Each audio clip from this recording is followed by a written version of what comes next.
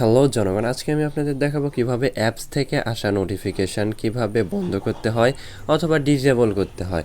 তো দেখা যায় ওয়াইফাই অন করলে অথবা ডাটা কানেকশান অন করলে নোটিফিকেশান এসে এই উপরের বারটা পুরোটা ভরে যায়। তো আমার দেখুন, আমি ডাটা কানেকশান অন করছি কিন্তু কোনো নোটিফিকেশান নাই। শুধুমাত্র আমার হচ্ছে ইনস্টাগ্রাম থেকে আর হচ্ছে জিমেইল থেকে যে মেসেজগুলো আসে বা নোটিফিকেশান আসে সেটাই শুধু অন করা আছে।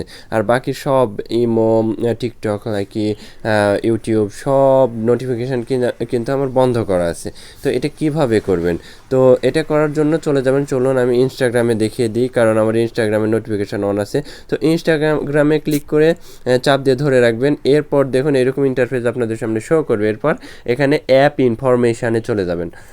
আরেকটি মাধ্যমে এটা অফ করা যায়, সেটাও আমি আপনাদের দেখাবো। অ্যাপ ইনফরমেশানে আসার পর এখানে অ্যাপস পারমিশন, এরপর দেখুন আছে হচ্ছিল আদার পারমিশন, এখানে আছে নোটিফিকেশান। তো এটা আপনি দেখবেন যে অ্যাপে কী কী পারমিশন দেওয়া আছে। এরপর হচ্ছে নোটিফিকেশান, আমরা নোটিফিকেশানে ক্লিক করব। এটা দেখুন ইয়েস করা আছে, সবগুলো নোটিফিকেশানই কিন্তু আমার এখানে আসবে, সবগুলা নোটিফিকেশানই অন করা আছে। এখানে শো নোটিফিকেশান, এখানে দেখুন শো নোটিফিকেশান, সব নোটিফিকেশান কিন্তু অন করা আছে। তো এটা যদি আমি অফ করে দিই তাহলে কিন্তু সবগুলা নোটিফিকেশান একবারে অফ হয়ে যাবে। দেখুন সবগুলো নোটিফিকেশান অফ হয়ে গেছে।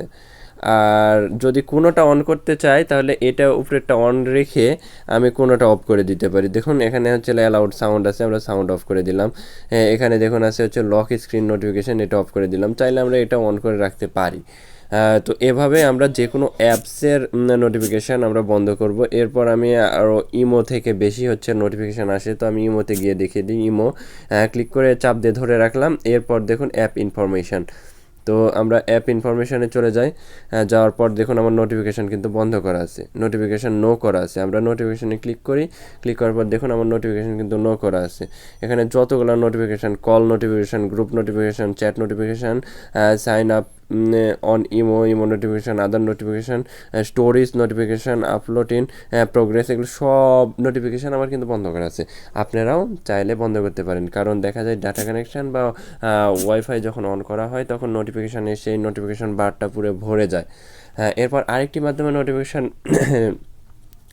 অফ করা যায় বা ডিসেবল করা যায়। এটার জন্য আপনারা ফোনের সেটিংয়ে চলে আসবেন। সেটিংসে আসার পর এখানে হচ্ছিল অ্যাপস নামে যেই অপশান পাবেন আপনার সেটিংসে, সেই অ্যাপসে ক্লিক করবেন।